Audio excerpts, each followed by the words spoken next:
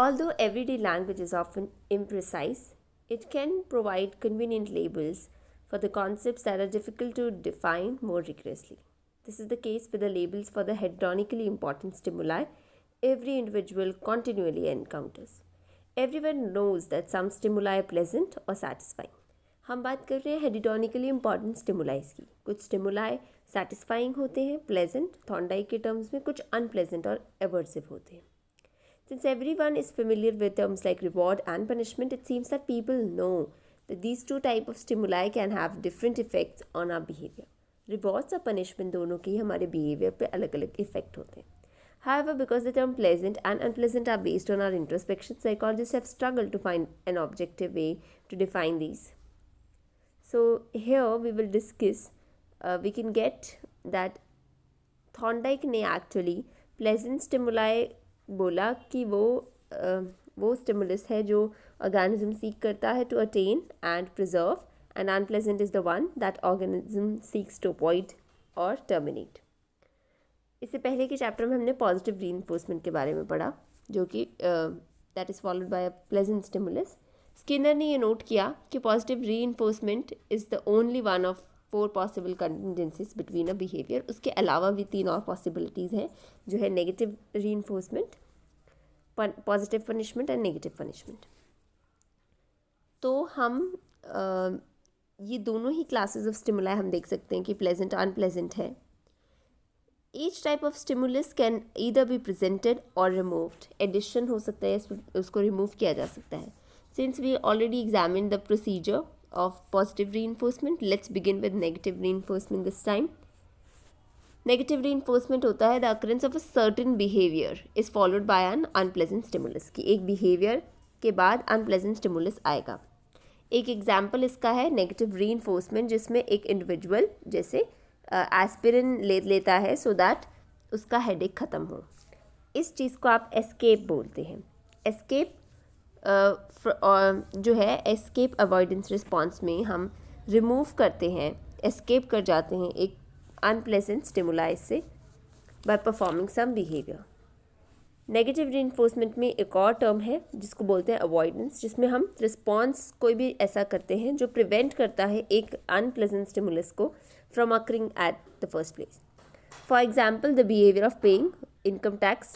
इससे हम unpleasant consequence of failing to pay the income tax, इससे बच जाते हैं.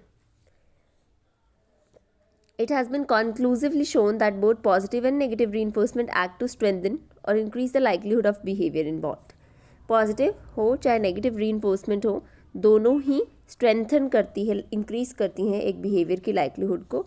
The term positive indicates that stimulus is presented, ठीक है, इफ़ अ बिहेवियर आकर्स, और नेगेटिव इंडिकेट करता है कि स्टिमुलस को सब्सट्रैक्ट किया जा रहा है, रिमूव किया जा रहा है, अवॉइड किया जा रहा है. ठीक है, एक बिहेवियर को इंक्रीज़ करने के लिए कि सो दैट एक स्टिमुलस अवॉइड या रिमूव कर दिया जाए.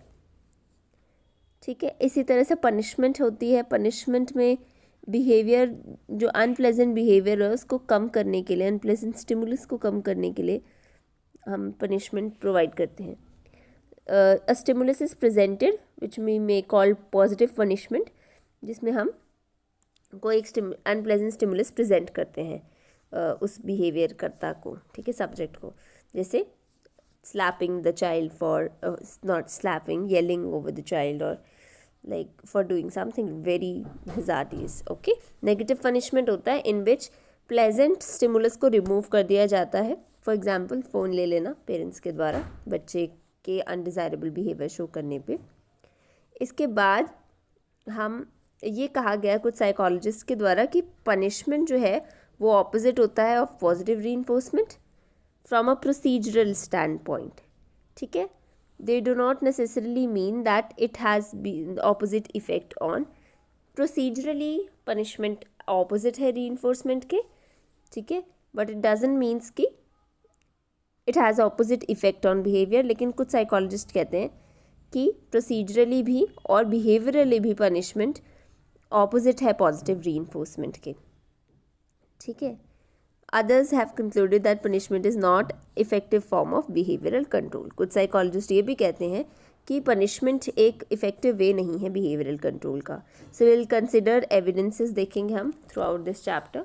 सबसे पहले लेट्स टॉक अबाउट अवॉइडेंस. सो एक रिप्रेजेंटेटिव एक्सपेरिमेंट किया गया किसके द्वारा, सोलोमन एंड वाइने के द्वारा. सो उन्होंने क्या किया, दे कंडक्टेड एन एक्सपेरिमेंट जिसमें उन्होंने नेगेटिव रीइंफोर्समेंट की प्रॉपर्टीज़ को बताना चाहा. सो सोलोमन वाइने के इस एक्सपेरिमेंट में सब्जेक्ट्स डॉग्स से और उनका अपैरेटस था शटल बॉक्स, एक चेम्बर. बेसिकली शटल बॉक्स एक चेम्बर होता है जिसमें 2 रेक्टेंगुलर कंपार्टमेंट्स होते हैं जिनके द्वारा, जो कि एक बैरियर के द्वारा सेपरेटेड होता है. सब्जेक्ट जो है वो एक कंपार्टमेंट से दूसरी कंपार्टमेंट में जंप कर सकता है और मूव कर सकता है. हर कंपार्टमेंट में मेटल फ्लोर है जिसको इलेक्ट्रीफाई करके सब्जेक्ट को unpleasant stimulus of shock provide किया जा सकता है. The only noteworthy feature of the chamber is, दोनों ही चेम्बर्स में ओवरहेड लाइट्स लगी हुई हैं जो इल्यूमिनेट होती हैं दोनों ही कंपार्टमेंट्स में. हर एक्सपेरिमेंटल सेशन में डॉग को 10 ट्रायल प्रोवाइड किए जाते हैं जिसमें वो एस्केप और अवॉइडेंस दोनों ही रिस्पॉन्सेस शो कर सकता है, दोनों में से कोई एक, by jumping over the barrier to the other compartment. Her few minutes बाद light above the dog turns off but the light in other compartment remains on. अगर dog उसी कंपार्टमेंट में रहेगा तो 10 सेकंड बाद इसको शॉक दे दिया जाएगा, और अगर वो हॉप करके दूसरे कंपार्टमेंट में चला जाएगा जहाँ लाइट जल रही है वहाँ उसको शॉक नहीं मिलेगा. तो डॉग एस्केप कर रहा है यानी इस सिचुएशन में by jumping over the barrier. However dog हो सकता है अवॉइड करे पूरी सिचुएशन को by jumping over the barrier before the 10 seconds of darkness. यानी जब लाइट जली ही हुई है और उसको एंटिसिपेशन है 10 सेकेंड ऑफ डार्कनेस आने से पहले, 10 सेकेंड ऑफ डार्कनेस के टाइम ख़त्म होने से पहले इलैप्स हो जाए तो वो अवॉइडेंस है. नेक्स्ट ट्रायल में द कंटिजेंसी सेम रही एक्सेप्ट फॉर द फैक्ट कि इस टाइम उसको दोबारा से चेम्बर 1 में आना था. अब on each trial Solomon and Wynne ने लेटेंसी को रिस्पॉन्स लेटेंसी को मेजर किया of the hurdling response for the moment the light was turned moment the light above the dog went out. तो उन्होंने रिस्पॉन्स लेटेंसी चेक की, latency को measure कर रहे थे, हर्डलिंग का रिस्पॉन्स चेक किया from the moment the light above the dog went out. So the latencies for the subjects first few trials were usually longer than 10 seconds. पहले तो वो 10 सेकेंड से ज़्यादा टाइम लेता था, थोड़ा सा शॉक लगता था तो वो एस्केप करने के लिए दूसरे में भाग जाता था. Hurdling response occur only after shock had begin. However by perhaps 5th trial तक वो जान जाता है कि लेटेंसी का टाइम डिक्रीज़ हो गया, 10 सेकेंड से भी कम हो गया. अब वो अवॉइडेंस रिस्पॉन्स बनाता है by hurdling over the light went out. जैसे जितनी सून लाइट गई उतनी सून वो वहाँ जंप मार के शॉक नहीं रिसीव करता और दूसरी साइड चला जाता है. After a few dozen trials एक टिपिकल डॉग की रिस्पॉन्स लेटेंसी डिक्लाइन होके एवरेज हो जाता है of about 2 to 3 seconds.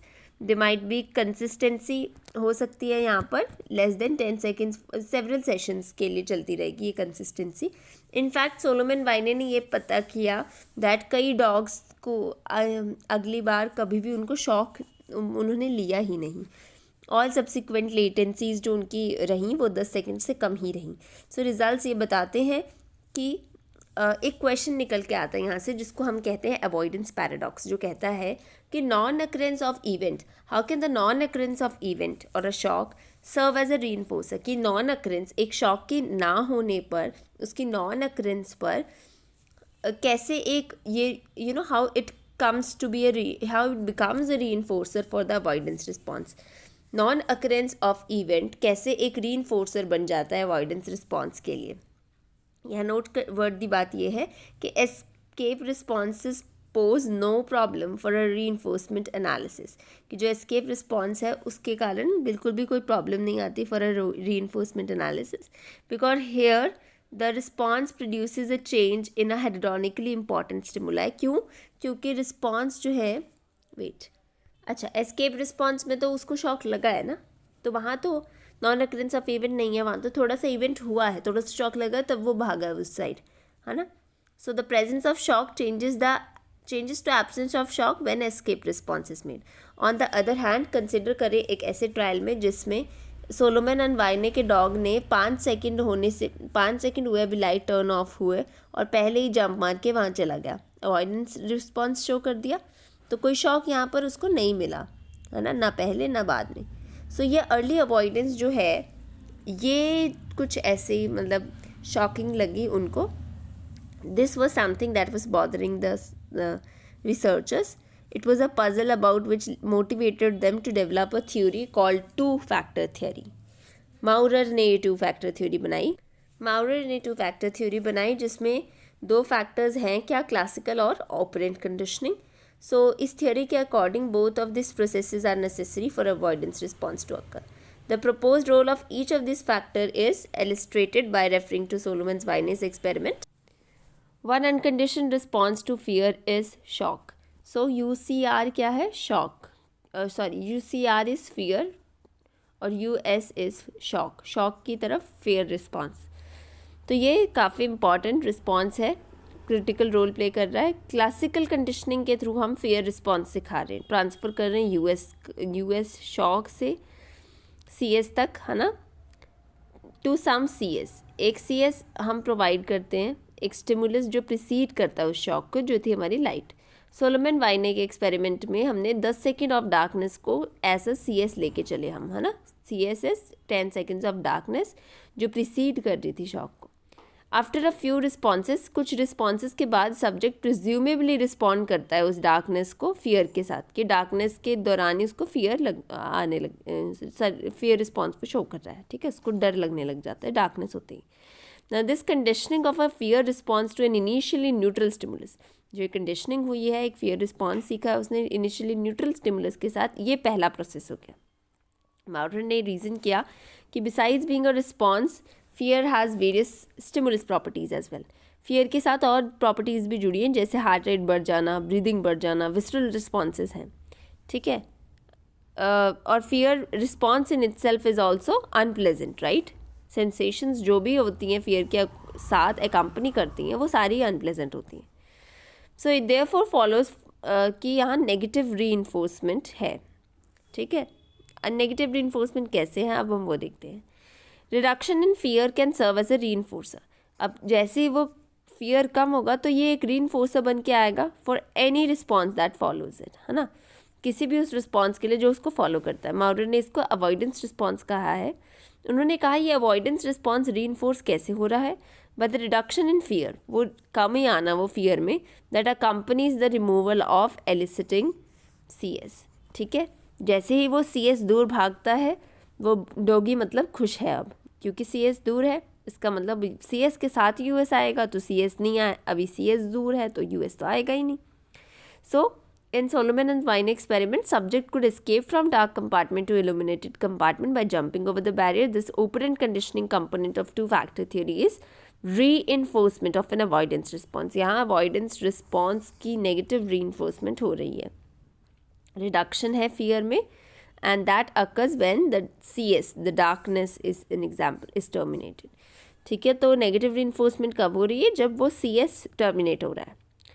It should be एम्फोसाइज्ड कि टू फैक्टर थ्योरी में, जिसे हमने अवॉइडेंस रिस्पॉन्स कहा है, they are redefined as escape responses. उनको एस्केप रिस्पॉन्सेज भी कहा जा सकता है.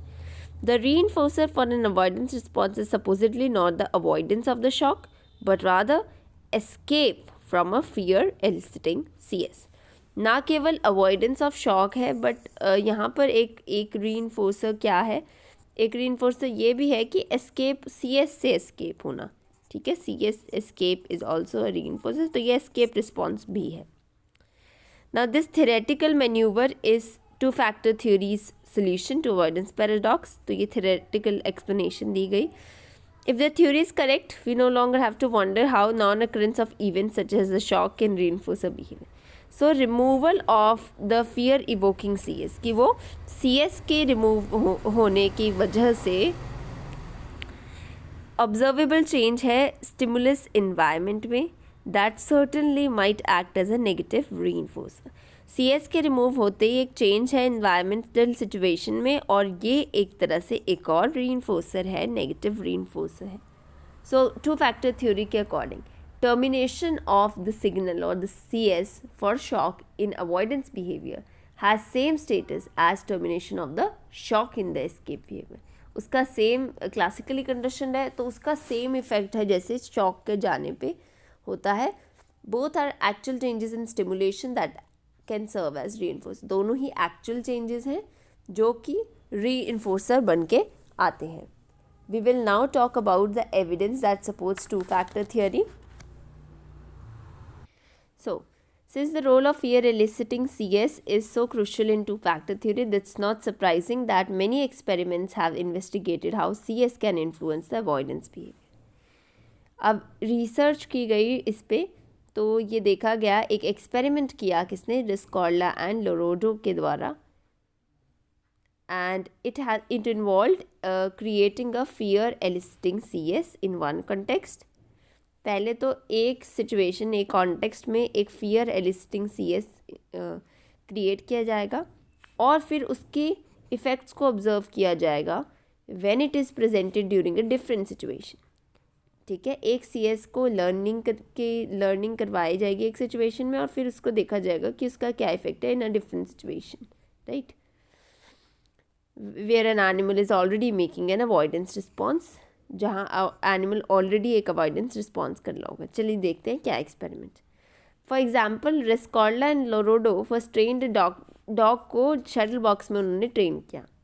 Jumping into the other compartment postpone the shock. दूसरे कंपार्टमेंट में जंप करेगा तो शॉक को की पोस्टपोनमेंट हो जाएगी, ठीक है, देरी हो जाएगी.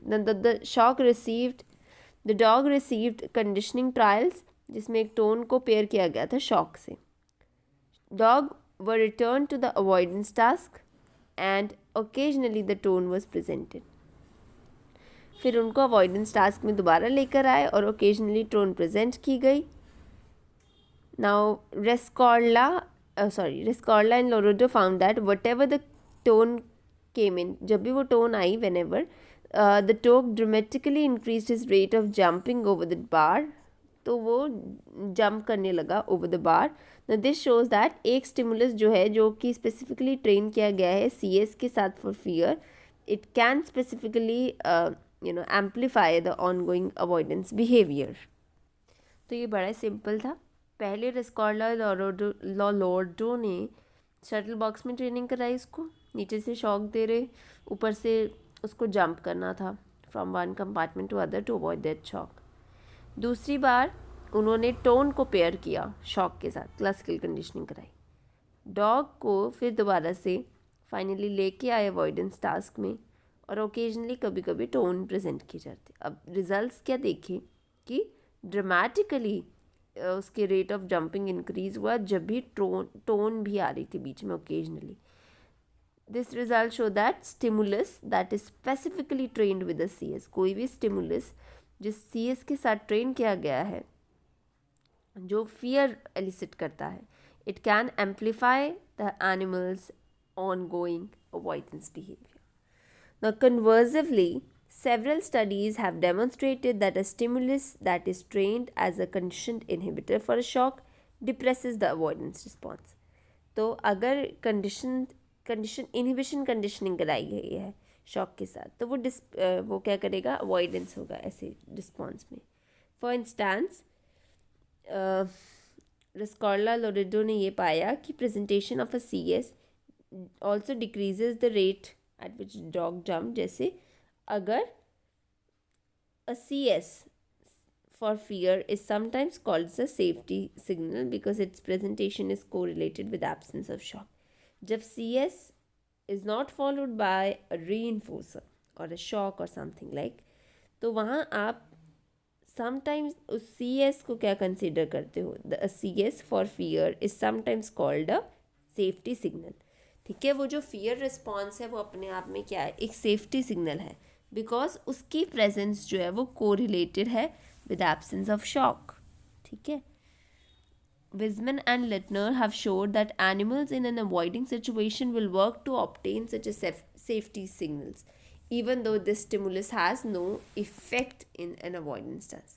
Now, based on their findings like this, some theorists have proposed a variation of two-factor theory that's called the safety signal hypothesis, that was given by Wiseman and Littner.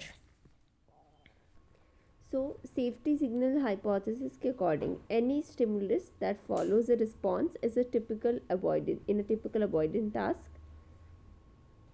For example इस case में जैसे हमने जो देखा उसमें eliminated compartment जिसमें एक dog पहुंचता है by hurdling over the barrier, it acts as a conditioned positive reinforcer. तो वो एक पॉजिटिव रीइंफोर्सर होता है क्योंकि वो एक सिग्नल है for a shock free period, क्योंकि इस जगह पे आके वो सब्जेक्ट श्योर है कि वो शॉक या जो यूएस है वो उसको नहीं मिलेगा अवॉइडेंस टास्क में स्पेशली.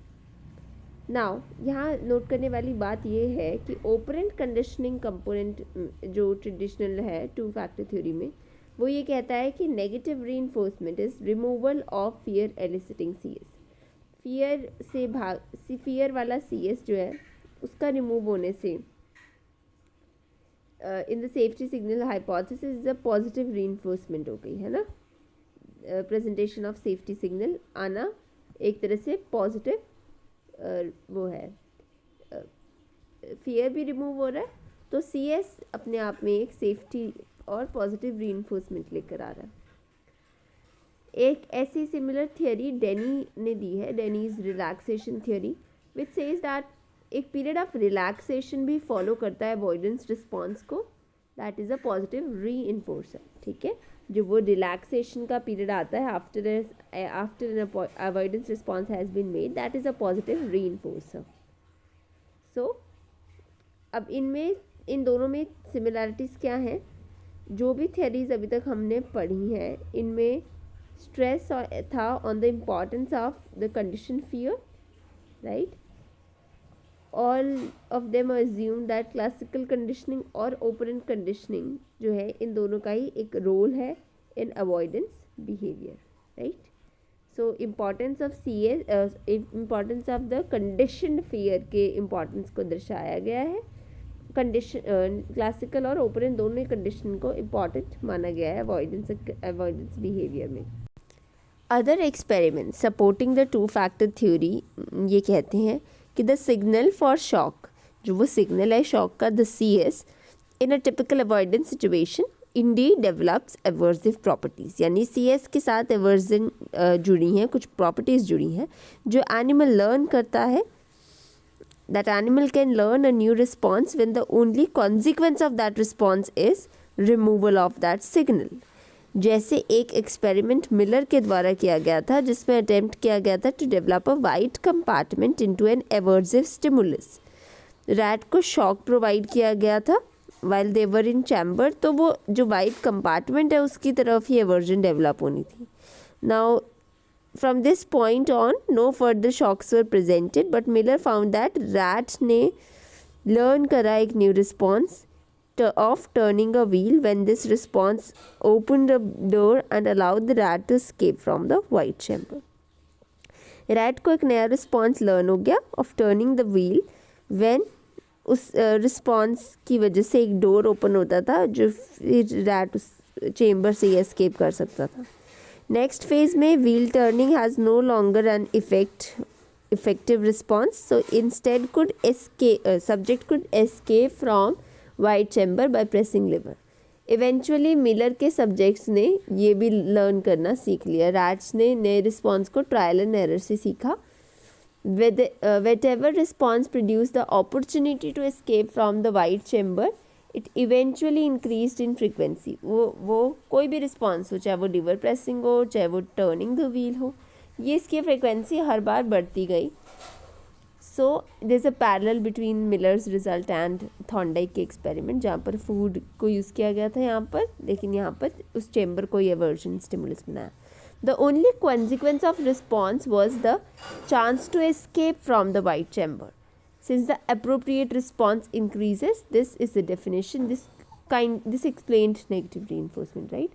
मिलर ने कंक्लूड किया कि फियर एक एक्वायरेबल ड्राइव है and fear reduction is also a reinforcement in itself, कि फियर का कम होना भी रीइंफोर्समेंट है. The studies just describe provide support for two factor theory by showing that. अब हमने इन दोनों स्टडीज़ में ये देखा कि क्या इनका सपोर्ट कैसे करती हैं ये टू फैक्टर थ्योरी को, कि जो CS है for the shock, it can accelerate ongoing avoidance behavior. CS accelerate कर सकता है, बढ़ा सकता है avoidance behavior को, and its removal can reinforce totally new response. और CS अगर remove किया जाए तो it can reinforce a totally new response. However, not all the evidence on two-factor theory has been favorable. Right? We'll see. Problems with two-factor theory. Now, avoidance without observable signs of fear. One problem with two-factor theory concerns relation between fear and avoidance response. It has long been recognized that this relation is not as neat as the theory predicts. कि relation between fear and avoidance response उतना neat भी नहीं है जितना theory predict कर रही है. If this theory is correct, हम कह सकते हैं कि we will be able to observe an increase in fear when the signal for shock is presented, and then a decrease in fear once the avoidance response is made. So इसी के तहत study की गई, experiment state किया गया, इसमें objectively major किया गया फियर को. बेसिकली ऑब्जेक्टिव मेजर के लिए एनिमल के हार्ट रेट को यूज़ किया गया एज अ क्राइटेरिया, राइट. तो सॉल्ट्स के सेक, ओके, वटेवर, इन्होंने करी अपनी एक्सपेरिमेंट कंडक्ट, जिसमें उन्होंने हार्ट रेट अगर इंक्रीज़ हुआ डॉग्स का, he found that heart rate increase हुआ डॉग्स का before avoidance response and decrease हुआ after the response was made. Unfortunately results जो थे of other studies they were not the same. Black ने observe किया कि डॉग्स का हार्ट रेट जो है it continue to increase even after the avoidance response was made. इसके बाद एक स्टडी की गई ह्यूमंस पे by Bersh, Notterman and Schoenfeld ने, है ना. तो they found that no heart rate increases when the signal for shock was presented. कि हार्ट रेट इंक्रीज नहीं होता जब सिग्नल जो है CS जो है वो प्रेजेंट किया जाता है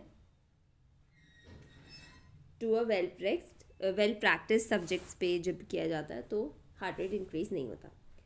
नाउ इसके बाद beginning with some of the earliest studies on avoidance learning, evidence begin to accumulate कि observable signs of fear जो है वो disappear होता है जैसे जैसे सब्जेक्ट और ज़्यादा एक्सपीरियंस हो जाता है. एग्जाम्पल के लिए सोलोमन एंड वायने ने ये नोट किया कि उनका जो डॉग है वो स्टार्टिंग में तो फियर रिस्पॉन्सेस दिखाता है, like whining, urination and shaking when the light was turned of. But once the subject becomes proficient in making avoidance response, such overt signs of emotion disappear. But according to two-factor theory, fear तो greatest होना चाहिए जब भी avoidance response जो है वो हो रहा है, strongest है. Since fear is supposedly what motivates, क्योंकि fear motivate करता है individual को, subject को avoidance response करने के लिए. बाकी studies में ये पाया गया कि जो ये observation थी उन सोलोमन वाइने की, उसको कॉर्बोरेट कर दिया गया using the condition separation procedure. Kamin, Brimer and Black स्टार मेनका ने किया एक एक्सपेरिमेंट जिसमें उन्होंने फर्स्टली ट्रेन किया डिफरेंट ग्रुप्स ऑफ रैट्स को डिफरेंट नंबर्स ऑफ ट्रायल्स में on a signalled avoidance task, right. Next, while the subjects pressed a lever for food reinforcement, the signal for shock from the avoidance task is presented. पहले तो उनको simply lever press करके food मिलता था, लेकिन when the subjects next press the lever, the signal for shock from that avoidance task was also presented and the separation of lever pressing was used as a measure of fear. कि अगर देखो खाना भी आ रहा है लेकिन shock भी आ रहा है साथ में, तो देखना ये है कि एनिमल क्या करता है. तो बोथ ही स्टडीज़ में ये पाया गया कि there was less separation after 27 avoidance trials than after the 9 avoidance trials. ठीक है.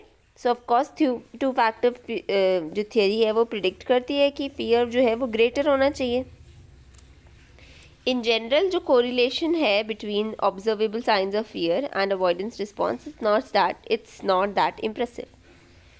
कॉन्ट्ररी एविडेंस भी पाएगा टू फैक्टर थ्योरीज के against, and they argued that fear एक इंटरनल स्टेट है जो कि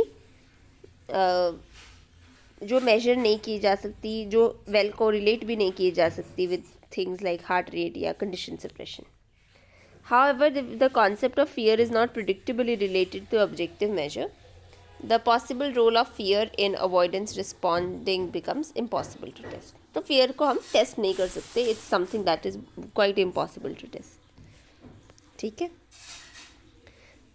Now the importance of CS termination would be our next topic.